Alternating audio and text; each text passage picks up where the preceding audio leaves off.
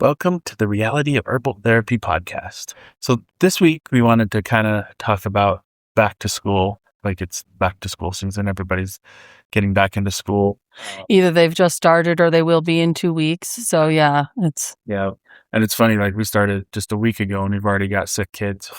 It's like, even with all of our best intentions and efforts. yeah, it just so I wanted to kind of give you some pointers on what we do to help with the back to school and getting ready and stuff. So the first thing we want to talk about is a schedule. Yeah, that really helps kids, well, and adults. I do best if I keep the same schedule year round, not switch it back and forth depending on what I feel like. And even my weekends, I keep the same schedule. Yeah. But even like through the summer things, there's always late night parties or, there's Or vacations, things that throw it off. But the quicker you can get back into your normal routine, especially for kids, it just the rhythm helps their bodies to be healthy and mend and take care of itself. Yeah. Like it's a really essential part of. Yeah. So I was talking to somebody and they were saying like, their kids stay up until 1, 2 in the morning and then they have to be up by 7 or 8 to go to school, and that just messes with everything. Yeah. Well, because your body takes care of itself at night. It runs its cleaning cycle. It's like running the dishwasher at night. Your body does the same thing. It cleans, regenerates, renews, repairs through the night. So if kids aren't getting that, then even if they don't notice it now, their bodies pay for it later. Yeah. So basically, and also having a schedule makes it so you can plan for things. So like with us, breakfast is planned. It's kind of like the thing. It's planned, and because we know we have it every day, the kids and family, adults, everybody, at least most everybody, does so much better when there's predictable routines and predictable schedule. So in the things we do have control over, creating that predictableness really helps with overall.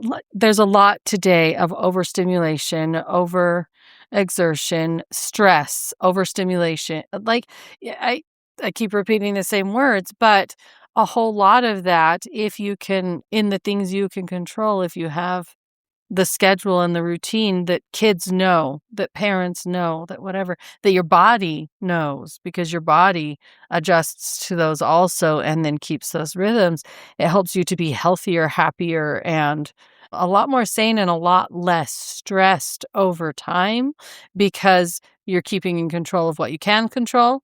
And then the things you can't, you're more rested and ready for dealing with that, whether that be illness or whether that just be a test comes or whatever it is that your body's ready for it. Yeah. So let's talk a little bit about how our blood sugar and what a schedule has to do with blood sugar. Like I said, it does stuff. But Yeah. if you're eating on a schedule, then if your meals are set, so we talked about breakfast, we have it scheduled so breakfast is at the same time and dinners are at the same time. Yeah, and then your body falls into that rhythm, and so then it can keep its other rhythms in line with what it needs to do. But breakfast is so important. So many people get up and then they rush out the door and breakfast is kind of an ignored thing. I've grew up hypoglycemic, so I've never had the option to decide to skip breakfast. And I realize there are some types of people that cannot eat before 11 a.m. It makes them want to vomit. Like they just can't. So the American school schedule kind of interferes with that can't eat till 11 a.m. because then you just have no energy until lunch or however that works for those people like that. But again, I can only speak from my experience. Breakfast is so, so important and it works with all of my kids. If they eat a sugar and flour breakfast, by 10 o'clock, they emotionally cannot cope with anything. We homeschool and the kids take some electives up at the public school.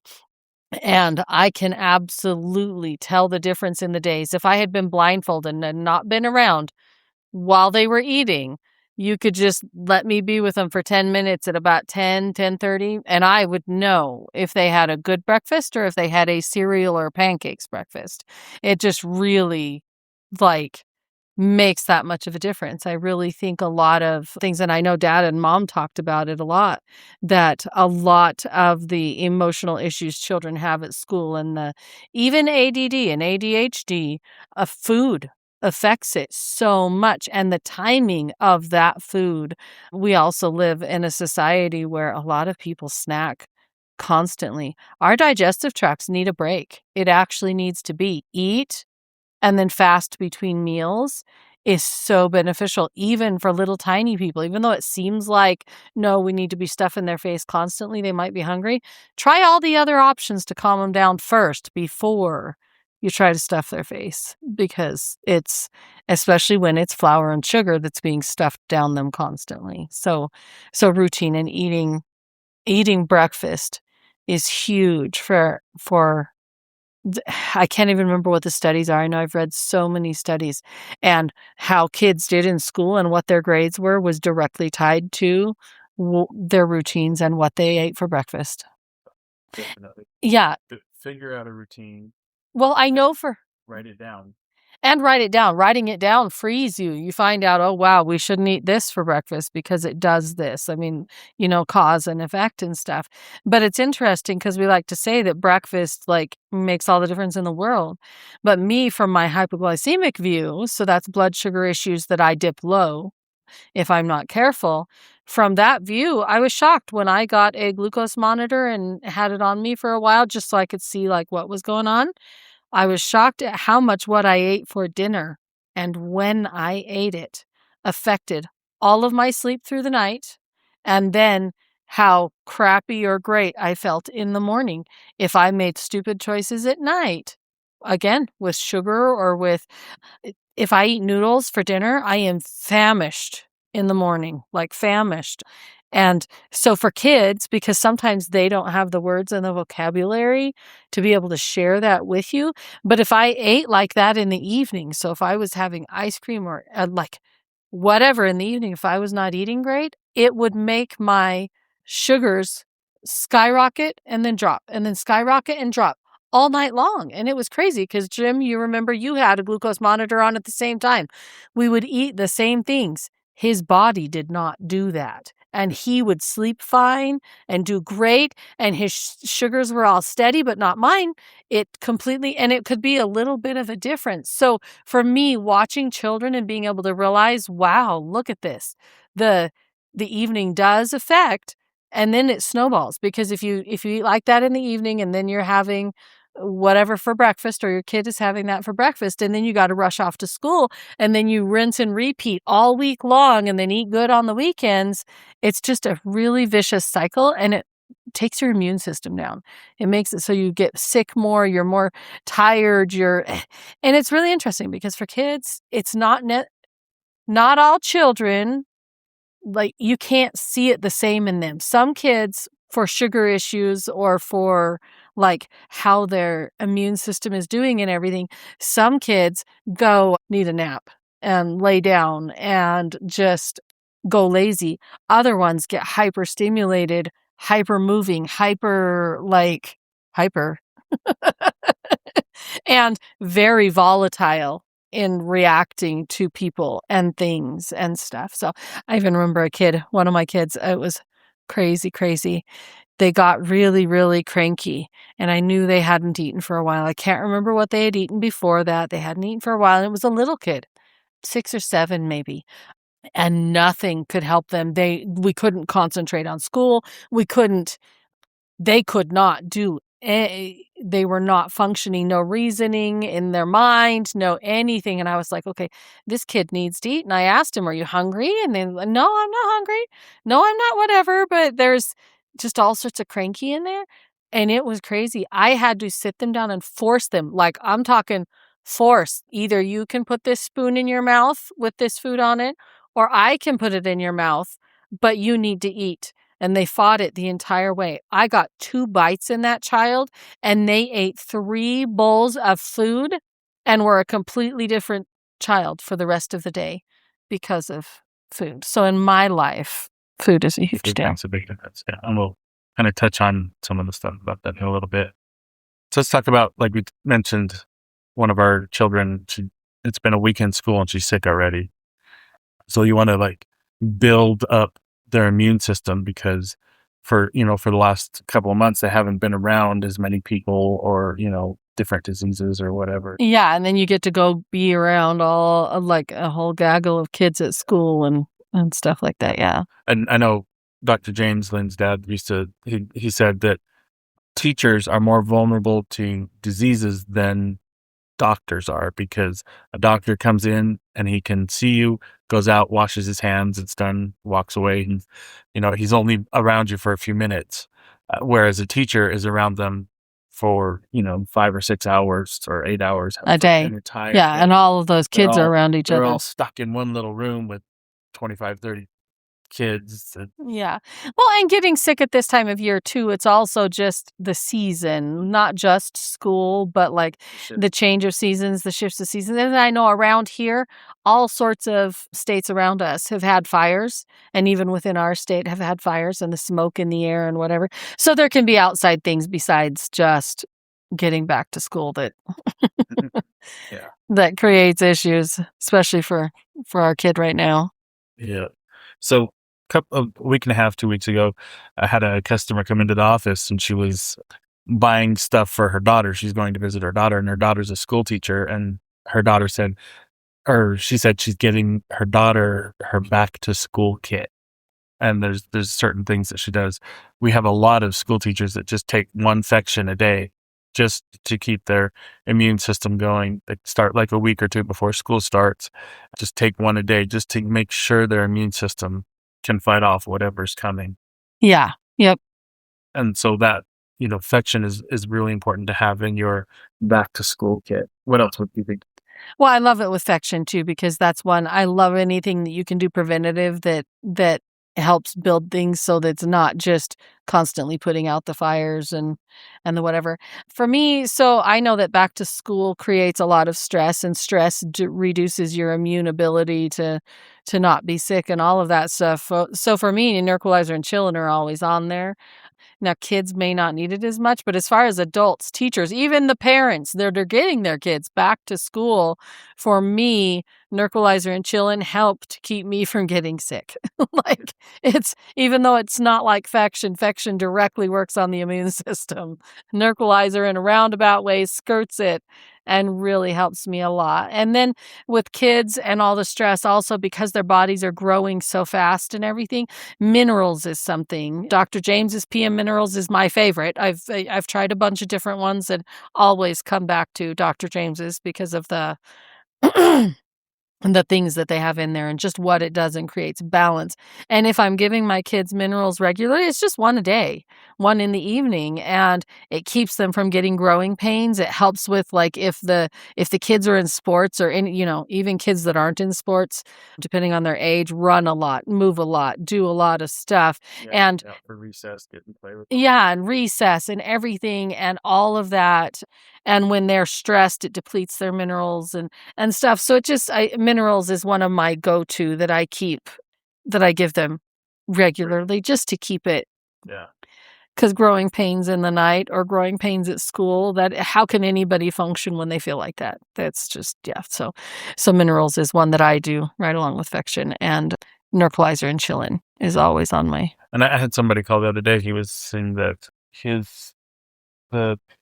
he had cramps, and I said that minerals will help. Trying to explain, what's going on with minerals, what minerals do and stuff.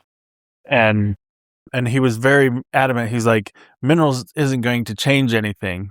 And I'm like, well, just give it a try. And within, I think it was 2 days of taking minerals, the cramps were gone and stuff. Yeah. And it's like when our kids had growing pains, they would wake up in the night in excruciating pain from the growing pains. And within 20 minutes of taking 30 minutes of taking minerals. Hey, I don't even think it was 20 or 30 minutes. It was so fast. But when my kids were that young, some of them couldn't swallow pills. I would open the capsule. So it didn't even have to wait for the capsule to open in their stomach. Yeah. I'd open the capsules, drizzle it in, put it in water and have them drink it down. And it was seriously very, very immediate that it helped with that. But also, I love the pea and minerals because, like, just we talked earlier about the importance of sleep and a sleep schedule and that our bodies regenerate at night. Minerals before bed, especially for children and youth, it helps them to sleep. It helps their body to regenerate better. Mhm. It can help them to go to sleep. So, Yeah, and get better sleep and and it doesn't have any of those nasty side effects like all sorts of drugs that other are used to help you sleep, yes. yeah. Yep. So another like in everybody's kit is respiratory thing. It seems like that's the most common thing, like the one our child that's sick right now, it's a respiratory headache, runny nose, all of Yeah, that. yeah, So in our kit is always Hayes, Hayes, pneumonia, phlegm up. phlegm up, yeah. Yeah. Those are like Infection, Hayes, ammonia, phlegm up is just our go-to for that, yep. yeah. Yep. So anytime and you wanna catch it early. Also, you don't, like, wait until you're in bed and can't get up to start taking And a full-blown sinus infection, yeah. yeah. Yep. But also realizing so the reality of herbal therapy, I love the name of dad's book, that it's called The Reality of Herbal Therapy. Because in my life, the reality of herbal therapy is I listen to my body. I'm not trying to shut down any signals it sends me. I'm not taking a medication that shuts off the headache because the headache is still there. It's just shutting off the neural pathways that are telling you you have a headache. It's so very important to me, and I teach my kids, listen to your body. If you need to rest, rest. If you need to whatever, but we have a little more leeway with that because we do homeschool and stuff. Mhm. But even still, even when we have to get up and go and do and we have to make it through the day, the rest part, your body cannot recover without rest. So, Yeah. Yep. So we talked a little bit about breakfast and foods and stuff, but there's also food affects there's a lot of things about food that affect learning, school, brain, we've kind of touched on it. mhm. Yep. Makes a really big difference, like, Yeah. affects everything they choose to eat in and there's so much that we can't control, like, especially when they go off to school, there's I we can't control exactly what they're gonna get and what is there and what isn't there, Yeah. so Well, I know, like, when I was in middle school, you had the option of going and getting the hot lunch, or you could hit the booster clubs snack bar thing, and get candy bars and chips or soda or whatever. And I think the booster club sold more lunches than and it wasn't really lunch. I mean, it was yeah, chips, a candy bar, and a soda, which yeah. Which is really hard, so that's part of why teaching kids because we can't be there with them all the time and teaching them a bit about food and nutrition and mhm, digestion and what the long-term effects of those are, but in the end, they a lot of times, especially a high school kid or whatever, they just get to make their choices, and a lot of those choices, even if they think it's not affecting them now, what it does in their young adulthood and the degenerative diseases that are getting into the younger and younger generations are directly tied to all the ultra processed food. mhm, Like there's multiple studies and more studies being done constantly on what the ultra processed food is doing and it's generational. So it builds in your system, it builds in the deterioration of the cells, it builds in everything. So even though we think, "Oh, my kid doesn't eat that bad," but if we look at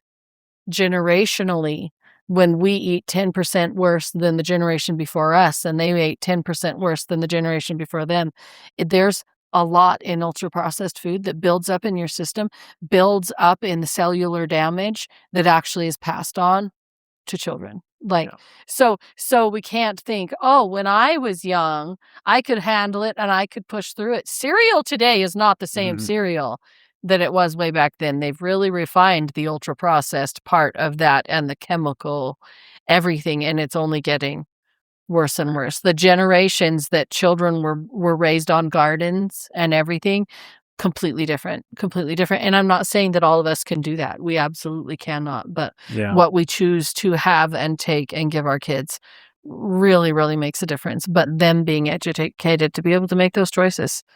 because we can't be everywhere. Yep. Yep. I agree.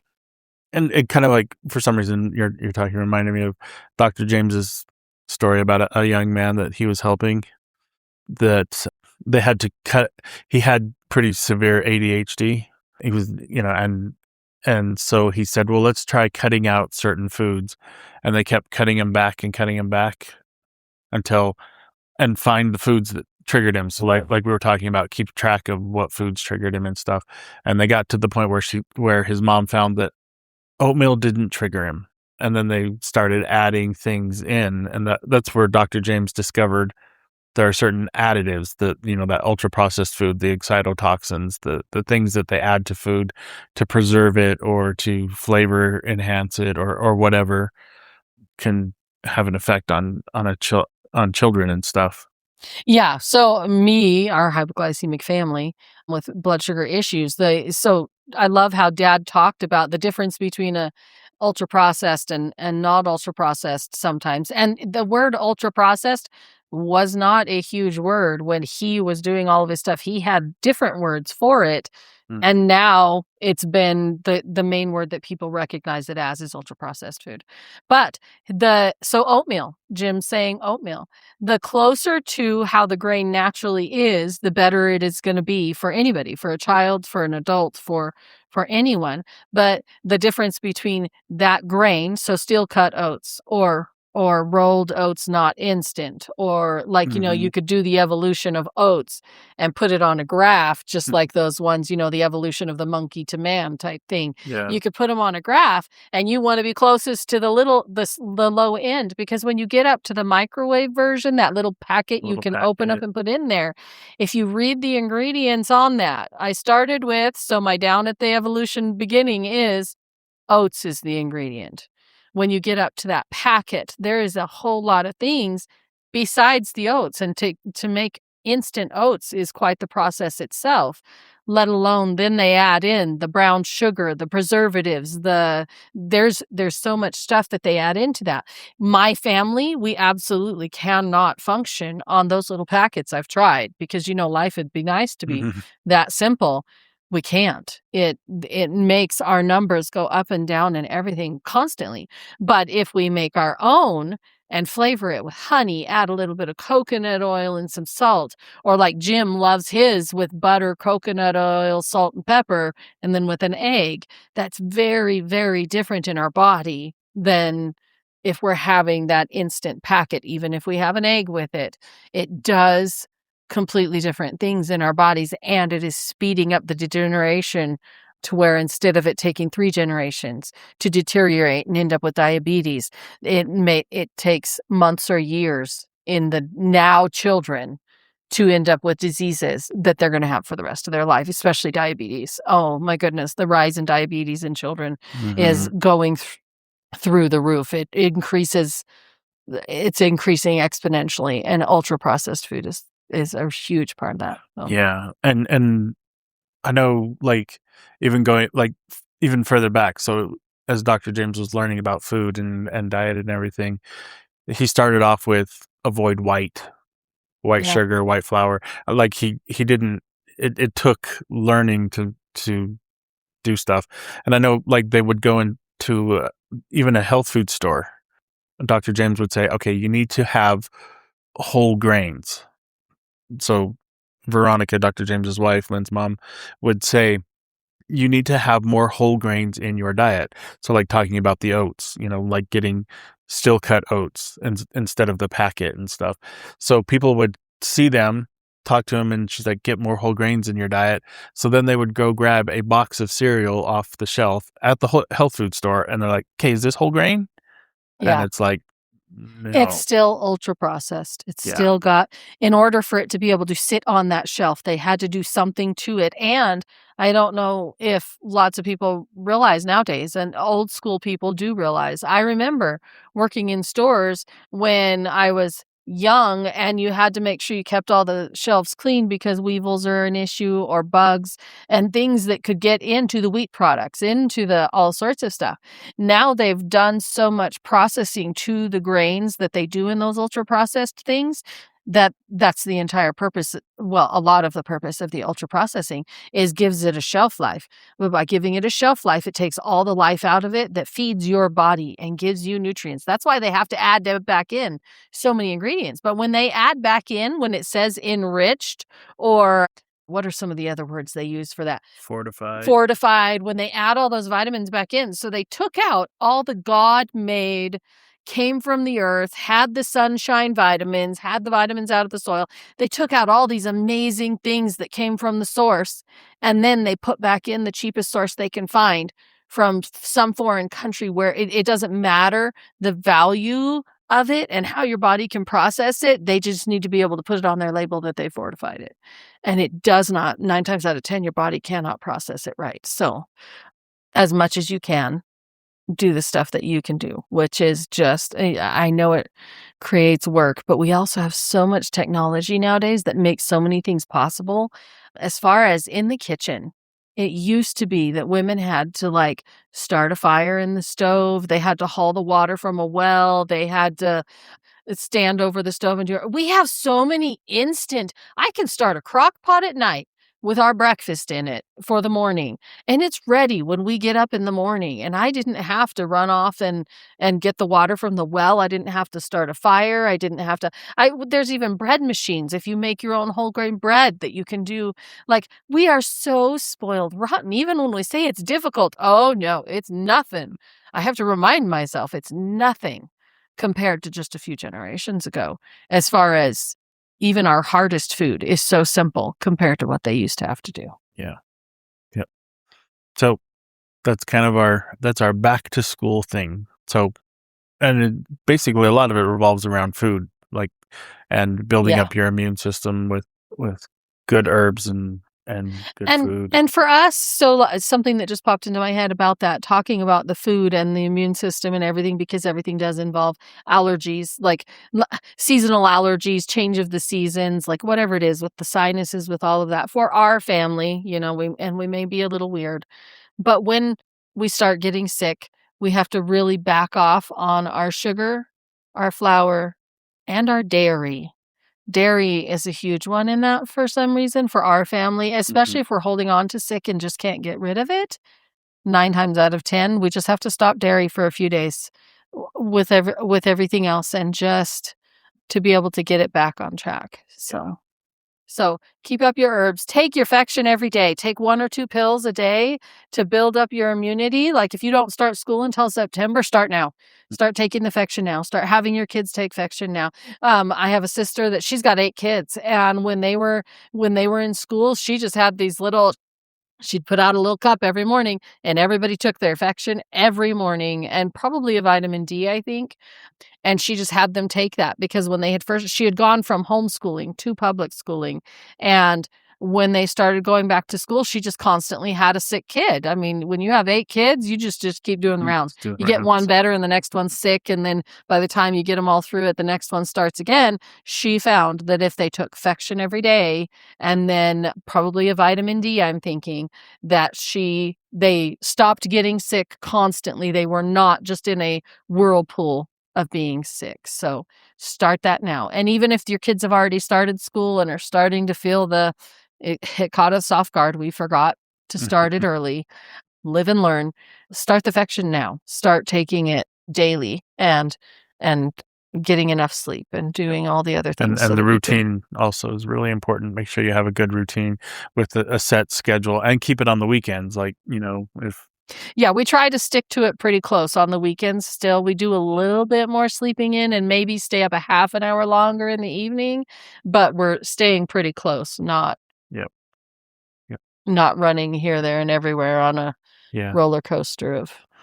And have the kit too, because like you said, it caught us off guard, our daughter getting sick, but we had Fection and Hayaz and Flow Up and ammonia in the house. Yeah, we already had it in the house. It's keep it on hand, because if you get sick on Friday afternoon and you can't get it until Monday or Tuesday, you're 4 days into being sick. Yeah, and that is no fun if you don't live near where you could just go into one of the stores that carries it and picks it up. That's a problem. Yeah, you don't Don't wanna be out of it, and during the rush season, we have a really hard time keeping it in stock. So, Yeah. I keep a pantry with at least one backup in it for myself personally, just because I don't ever want to run out when there's been a run on it, and we end up, like, as a company, running Yeah. out of it, so Yeah. Well, and it reminds there a lady called me once, and I've shared it before, but she came in, she called me because she was on vacation, and she took what she thought enough PM minerals to have enough for through her vacation, but she ran out. So she went to the local health food store and she's like, "Okay, I'm standing at the minerals. What do I buy?" And we talked about for half an hour, and we could not find something that has what PM minerals has in it. So, like you said, it's your favorite because we did so much research into it, and well, and that's why everything. Doctor James developed it, the minerals and everything else he has, because he could not find what he needed in health food stores. Yeah, And when he started, that was like what, 40, 40, almost 50 years, almost 50 years 46. ago. Yeah, that he started all of this, and health food stores were different than they are now. But even then, we go in and we look and we try to find things that can compare to so much of what we have, and it can't be done. Yeah, It's we pride ourselves, and all of our stuff is so fresh. Part of why we run out of stock is because we refuse to stock 6 years worth of something so that some of our products would be 6 years old on your shelf. No.